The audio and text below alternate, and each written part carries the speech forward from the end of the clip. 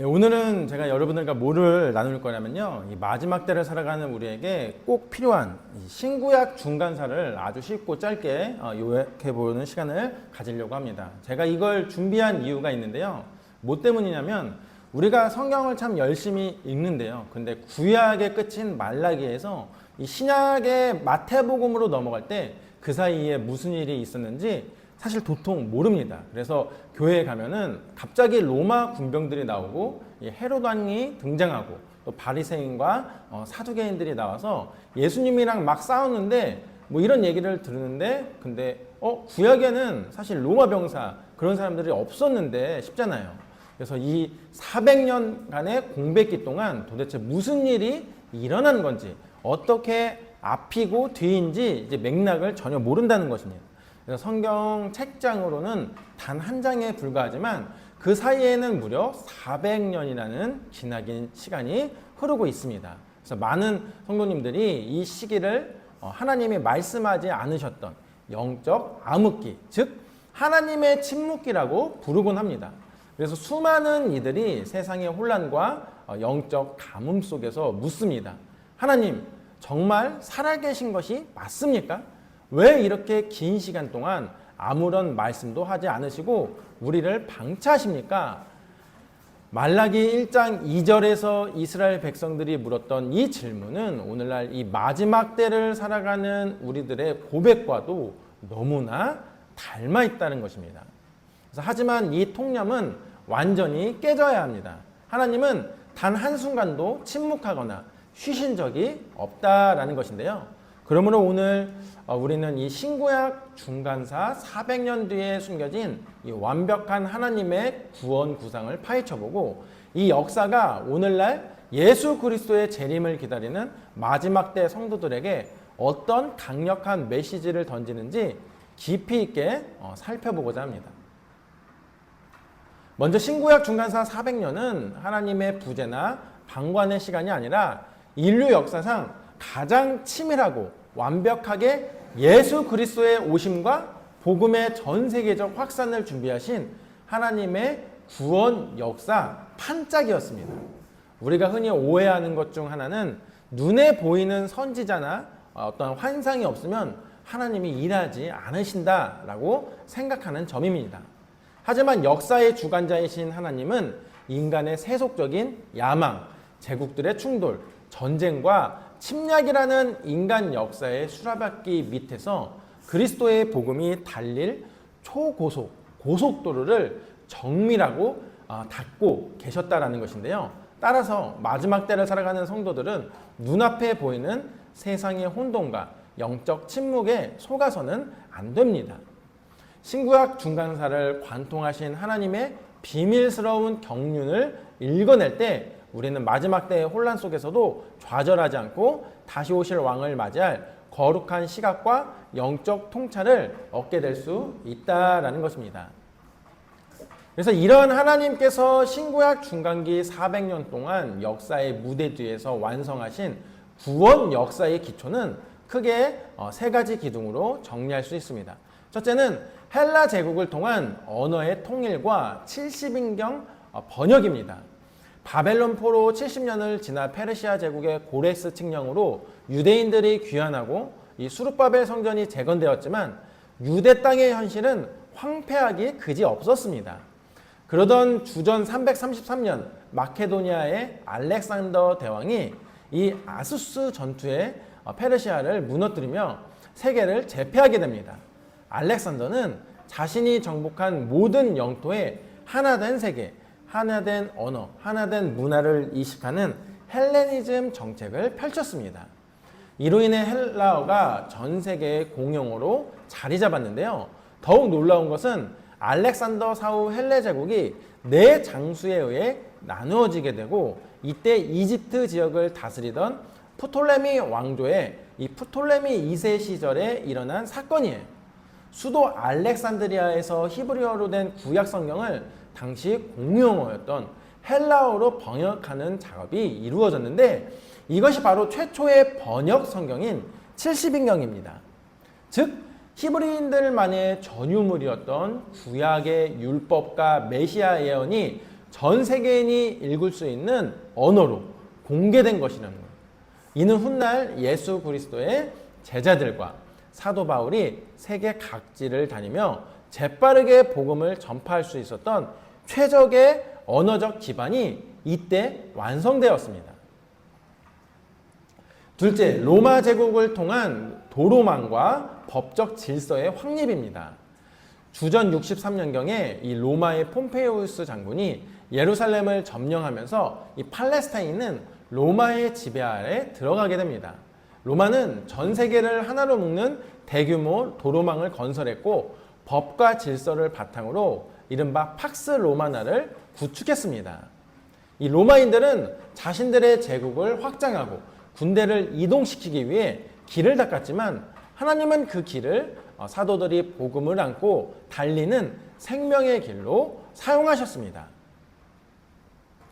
세 번째는 신앙 체질의 대전환입니다. 성전 중심에서 율법과 회당 중심으로의 변화입니다. 사실 솔로몬 성전이 파괴되고 바벨론으로 끌려갔던 유대인들은 예루살렘 성전이 없는 절망 속에서 세 가지 질문을 던졌습니다. 하나님은 정말 살아계신가? 우리는 참된 하나님의 백성이 맞는가? 하나님은 우리를 회복시키실 것인가? 이 질문 속에서 유대인들은 각 마을마다 회당을 짓고 율법을 연구하기 시작했습니다. 에스라와 느헤미야를 거쳐 서기관 계급이 형성되었고 율법 중심의 유대교 신앙 체계가 정립되었습니다. 이는 훗날 예수님과 제자들이 복음을 전파할 때 사역의 전초 기지가 되는 회당 시스템의 기원이 되었습니다. 이렇듯 신구약 중간사는 결코 평탄한 역사가 아니었습니다. 극심한 박해와 피비린내 나는 전쟁, 그리고 처절한 배교의 현장이었습니다. 주전 198년경에 시리아 지역을 다스리던 셀로우쿠스 왕조가 프톨레미 왕조를 이기고 유대 지역의 주도권을 잡았는데요. 그리고 주전 175년 스스로를 신의 현현이라 부르던 악한 안티오쿠스 4세 에피파네스가 등극합니다. 그는 로마에 바칠 막대한 조공을 마련하기 위해 유대인들에게 가혹한 세금을 거두었을 뿐만 아니라 유대 사회에 강력한 헬라화 정책을 강요했습니다. 이 안티오쿠스 4세는 예루살렘 성전 안에 올림피아 제우스 신상을 세우고 율법에서 금지한 돼지피를 성전에 뿌리며 성전을 모독했습니다. 유대인들에게 할례를 금지하고 안식일을 지키지 못하게 했으며 아기에게 할례를 행한 어머니들을 십자가에 못 박아 죽이는 참혹한 탄압을 저질렀습니다. 이때 거룩한 분노를 일으킨 경건한 자들의 무리, 즉 하시딤과 유대인 마을의 제사장 마띠디아 가문이 일어났습니다. 이 마띠디아의 셋째 아들인 유다 마카비는 수적 열세 속에서도 하나님의 초자연적인 계획을 믿고 광야로 나가 게릴라 전쟁을 벌였습니다. 이것이 그 유명한 마카비 혁명인데요. 결국 주전 164년 12월 그들은 예루살렘 성전을 탈환하고 우상을 제거하며 성전을 깨끗하게 정결케 했습니다. 이날을 기념하여 지키는 절기가 바로 한우카, 성경 요한복음 10장 22절에 등장하는 수전절입니다.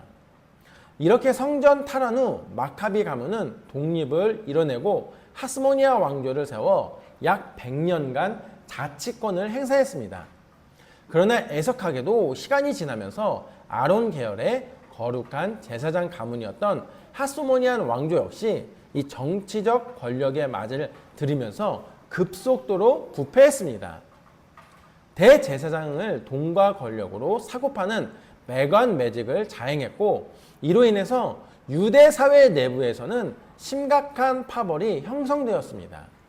그래서 권력 주변에서 성전을 중심으로 기득권을 누리던 무리들은 사두개파가 되었고 세속 권력과 타협하지 않고 민중 속으로 들어가 회당을 중심으로 율법의 거룩함을 강조했던 이들은 바리새파가 되었습니다.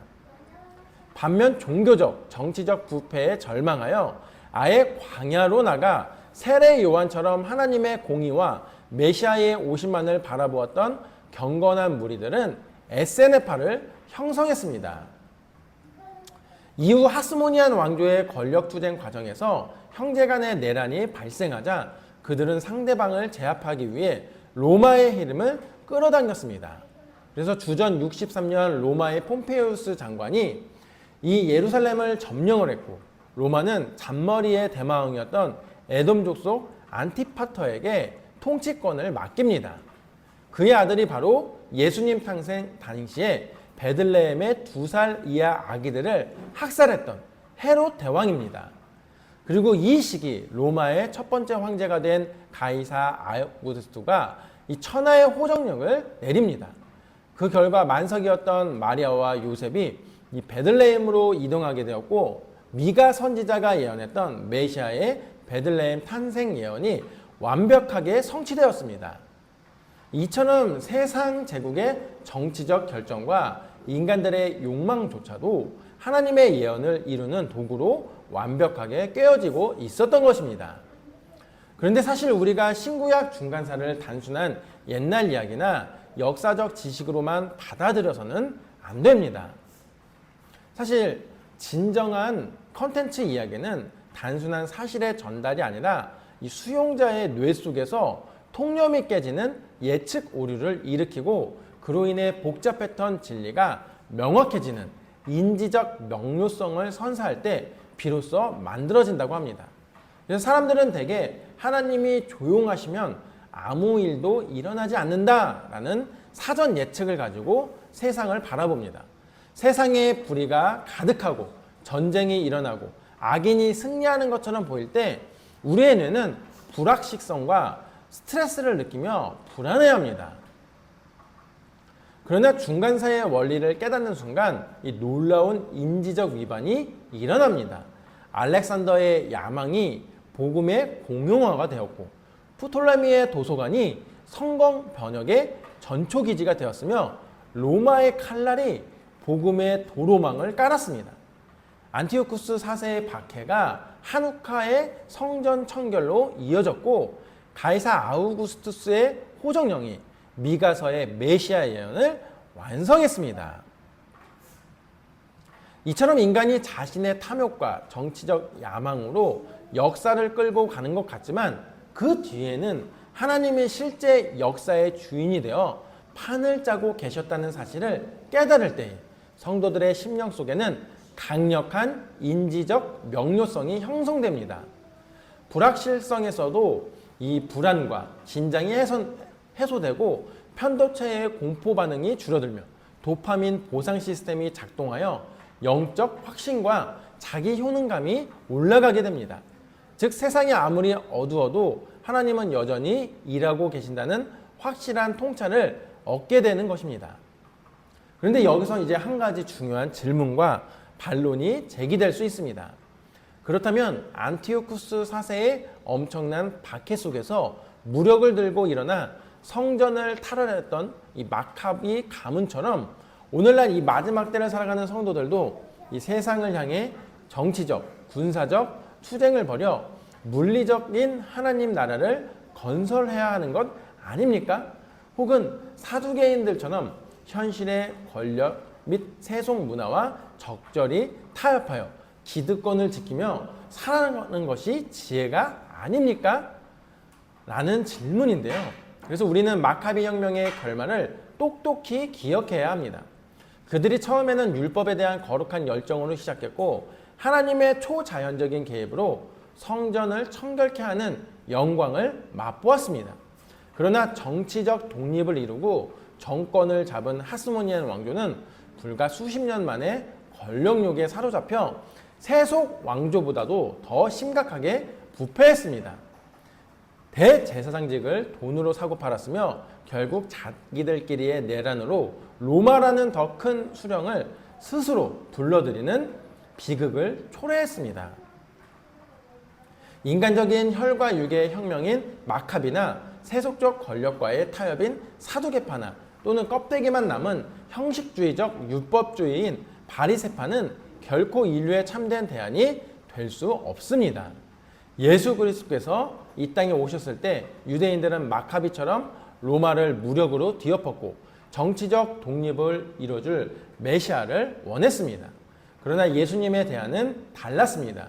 주님은 칼을 들고 로마 황제를 징벌하시는 대신에 스스로 십자가를 지셨습니다. 건물로서의 예루살렘 성전이 아닌 우리 각 사람의 심령을 하나님이 거하시는 거룩한 성전으로 재건하시는 길을 택하셨습니다.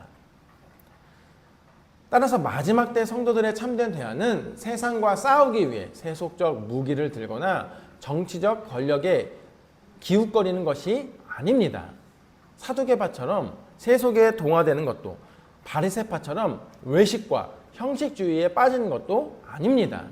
우리의 참된 대안은 성령 안에서 우리 자신을 거룩한 성전으로 지켜내며 십자가의 복음과 하나님 나라의 가치를 우리 삶의 현장에서 실천하는 것입니다. 유대교의 부패 속에서도 광야로 나아가 주의 오실 길을 예비했던 세례 요한처럼 또 우리의 심령의 성전을 정결케 하고 다시 오실 왕의 길을 예비하는 거룩한 제사장으로 살아가는 것입니다. 이제 결론을 맺겠습니다. 우리는 지금 코로나19라는 세계적 팬데믹을 지나고 전쟁과 기근, 경제적 불안정성, 그리고 극심한 영적 혼란이라는 또 다른 의미의 중간기적 침묵을 지나가고 있습니다.